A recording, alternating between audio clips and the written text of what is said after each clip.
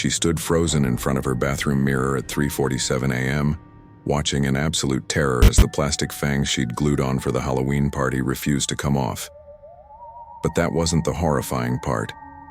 The horrifying part was that they were growing, longer, sharper, and she could feel them pulsing with her heartbeat. When she tried to scream, all that came out was a hiss that didn't sound human. Her reflection smiled back at her with eyes that were no longer her own.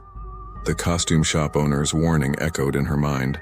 Some masks aren't meant to be worn after midnight. She'd laughed it off. She wasn't laughing anymore. Before we sink our teeth into this nightmare, hit that subscribe button and drop a comment telling me what dark topic you want me to cover next. Your support keeps these stories alive.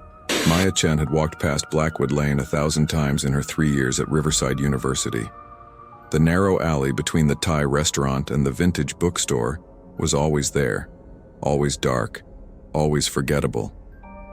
So when she noticed the flickering sign that read Mordecai's Masks and Costumes on October 28th, she stopped dead in her tracks.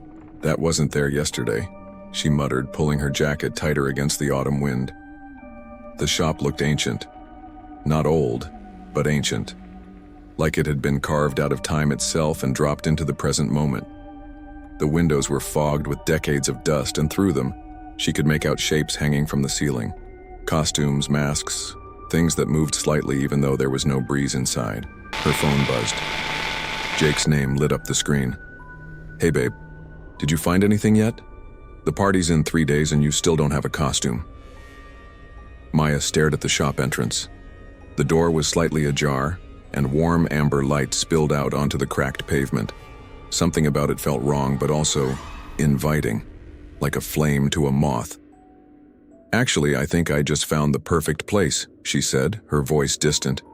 "Cool. Want me to come with? I'm done with practice in 20. "No, it's fine, I'll be quick." She hung up before he could protest.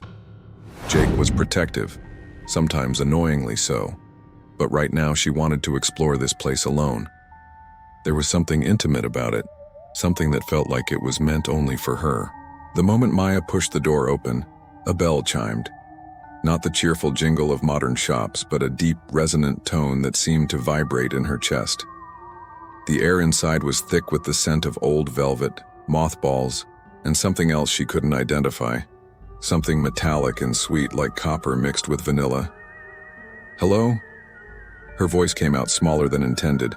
The shop stretched back much farther than it should have. Physics didn't seem to apply here. Costumes lined every wall, hanging on brass hooks that looked like skeletal fingers. Witches, werewolves, ghosts, demons. Each one was crafted with an attention to detail that made them look disturbingly real. The fabrics weren't cheap polyester from a party store. These were silk, leather, and materials Maya couldn't even name. Some of them seemed to breathe. "Can I help you find something, child?" Maya spun around so fast she nearly knocked over a display of porcelain masks. An elderly man emerged from behind a burgundy curtain at the back of the shop. He was tall and impossibly thin, with silver hair that hung to his shoulders and eyes that were too bright, too knowing. He wore a 3-piece suit that looked Victorian, complete with a pocket watch on a gold chain. I'm looking for a Halloween costume," Maya stammered, suddenly feeling like she'd walked into somewhere she didn't belong. The man, Mordecai she assumed, smiled. His teeth were very white, very straight, and there was something unsettling about the way his lips curved. "Of course you are. Everyone who finds this shop is looking for something. The question is, what are you truly searching for?" "Just a costume," Maya repeated, trying to sound firm. "Something unique. I'm going to a party on Halloween night." Mordecai studied her for a long moment, his head tilted like a bird examining prey. Then he moved with surprising grace toward a section at the back of the shop, his fingers trailing along the costumes as he passed them. Each one he touched seemed to shiver. "You want to be noticed," he said, not asking but stating. "You want to be unforgettable. You want people to see you and think you're dangerous, powerful, beautiful." Maya felt her cheeks flush. How did he know that? She'd never admitted it out loud, but yes, she was tired of being overlooked. tired of being the smart, quiet girl in the back of the class. Just once, she wanted to be the one everyone couldn't stop staring at. Maybe, she whispered. Mordecai stopped in front of a costume that made Maya's breath catch in her throat. It hung alone in a corner, spotlit by a single amber bulb that seemed to exist just for it. A vampire costume, but not like any she'd ever seen. The dress was black velvet with crimson silk lining, cut in a Victorian style with a corset bodice that would hug every curve. The cape was made of midnight fabric that seemed to absorb light, with a high collar embroidered in silver thread forming patterns that looked like ancient symbols. But the most striking elements were the accessories. A choker with a blood-red stone that pulsed faintly, elbow-length gloves that looked like they were made from shadow itself, and a pair of fangs displayed in a small velvet box beside the costume. Those fangs weren't plastic. They looked carved from real bone, polished to a shine that caught the light like pearls. This one, Maya breathed, reaching out to touch the fabric. It was warm, not room temperature, but warm like skin. She jerked her hand back. "Ah, yes, the Countess Dracula ensemble," Mordecai said softly, watching her reaction with interest. "One of my finest pieces, very rare, very special. How much?" "For you? $50. Maya blinked. That was absurdly cheap for something this elaborate. Custom costumes like this usually went for hundreds. Are you serious?" "I'm always serious about my work, child. But there are conditions." Mordecai's expression grew grave, and the playful merchant mask dropped away, revealing something far older and more tired beneath. "This costume has rules. You must follow them precisely, or the consequences will be severe." Maya should have walked away right then. Every rational part of her brain was screaming warnings, but the costume was perfect, exactly what she'd been looking for, and $50? She'd be an idiot to pass it up. "What kind of rules?" she asked, even though she already knew she was going to buy it regardless of what he said. Mordecai's smile returned, but it didn't reach his eyes. "Never wear it before sunset. Never wear it past sunrise. And most importantly, never, ever wear it past midnight on All Hallows Eve. The costume must be removed before the clock strikes 12, or it will remove you instead." Maya laughed nervously. "That's very dramatic. Is this like your sales pitch or something?" "This is not theater, child. This is survival." His hand shot out and grabbed her wrist with surprising strength. His skin was cold, so cold it burned. "I have sold many costumes over many years. Some customers listen, some don't. The ones who don't, well, they become part of my inventory eventually." He released her, and Maya rubbed her wrist, feeling the phantom chill of his touch. She should run. She should leave this creepy shop and never look back. But when she looked at the costume again, all her reservations melted away. It was calling to her, singing in a frequency only she could hear. "I'll take it," she heard herself say. Mordecai nodded slowly, as if this outcome had been decided long before she walked through the door. "Very well, but remember what I told you. Midnight is the witching hour for a reason. When that clock strikes 12 on Halloween night, this costume will claim what it's owed." "Yeah, sure, midnight, got it." Maya was already pulling out her credit card, eager to leave before she changed her mind or he changed his. The old man wrapped the costume carefully in black tissue paper, placing each piece in a large box with reverence usually reserved for holy relics. When he handed it to her, his fingers lingered on hers for just a moment, too long. "One more thing," he whispered, his breath smelling like old books in decay. "Once you put it on, you'll understand why some transformations can't be undone. The costume doesn't just change how you look, Maya Chen. It changes what you are." She froze. "I never told you my name." Mordecai's smile widened, showing too many teeth.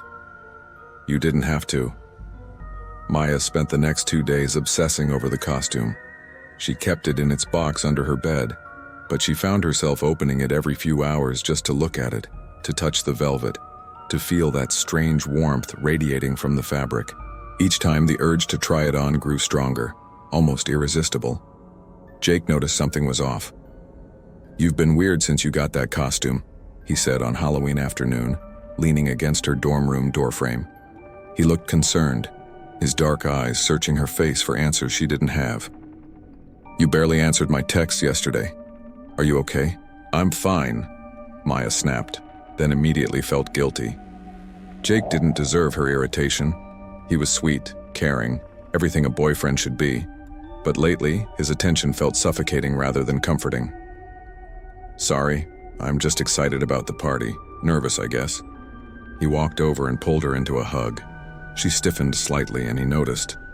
Of course he noticed. "Maybe we should skip it," he suggested gently. "We could watch horror movies here instead, just us." "No." The word came out harsher than intended. "I mean, we already said we'd go. Everyone's expecting us. Besides, I spent money on this costume." Jake pulled back, studying her with an expression she couldn't quite read. Fear, hurt. "You won't even show it to me." "It's a surprise." Maya forced a smile. "You'll see it tonight." The truth was, she didn't want to put it on until the party. Some instinct told her that once she wore the costume, something would change, and she wanted that change to happen when everyone could see it, when everyone could see her finally becoming someone worth noticing. After Jake left, Maya checked her phone.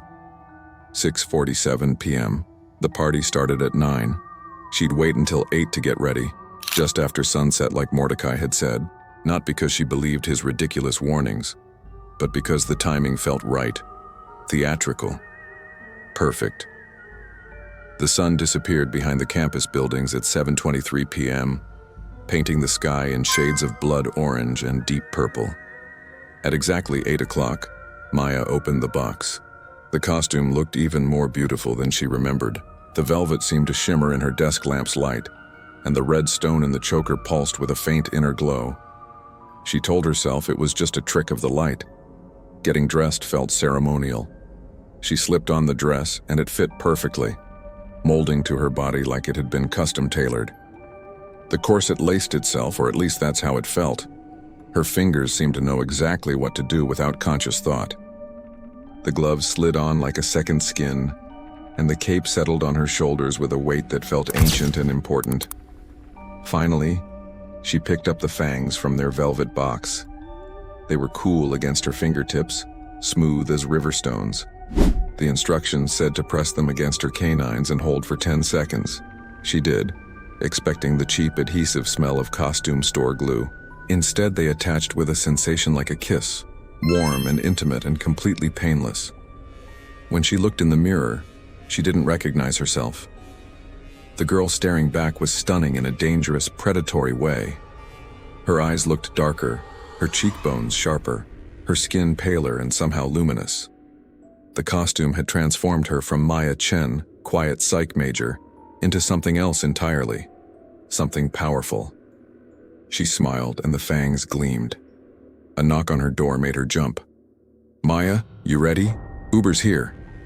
Jake's voice sounded muffled, distant, like he was calling from another dimension. Maya grabbed her phone in small clutch, took one last look at her reflection and opened the door. Jake's jaw literally dropped.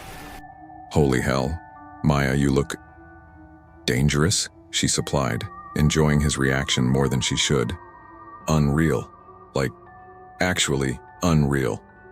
He was dressed as a werewolf, though his costume was clearly store-bought and nowhere near as elaborate as hers. For the first time since they'd started dating 8 months ago, she felt completely out of his league. The sensation was intoxicating. The party was at the Delta Sigma House, a sprawling Victorian mansion that had been converted into a fraternity years ago. It was already packed when they arrived, the bass from the music vibrating through the floorboards, colored lights strobing through the windows. People in various states of costume creativity filled every room. The moment Maya walked in, conversation stopped. Heads turned, eyes followed her across the room like compass needles finding north. She'd wanted to be noticed, and now she was the center of attention so complete, it felt like gravity itself had shifted to orbit around her. "Who is that?" someone whispered.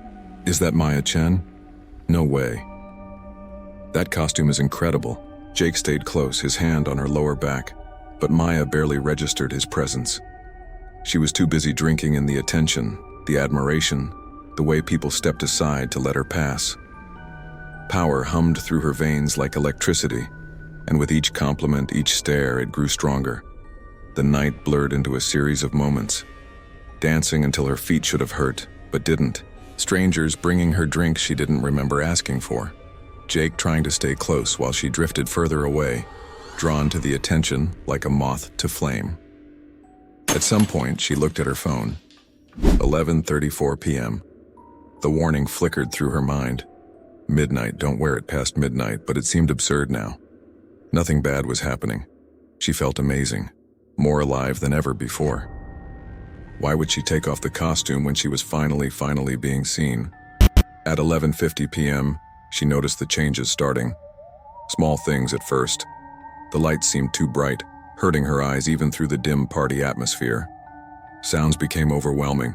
She could hear individual heartbeats in the crowd, each one pulsing in a different rhythm, and they all sounded delicious. Wait. Delicious? Maya stumbled toward the bathroom, Jake calling after her, but his voice sounded like it was underwater. She locked herself in and stared at the mirror. Her reflection showed the truth she'd been refusing to see. Her pupils were dilated to the point where her eyes looked black.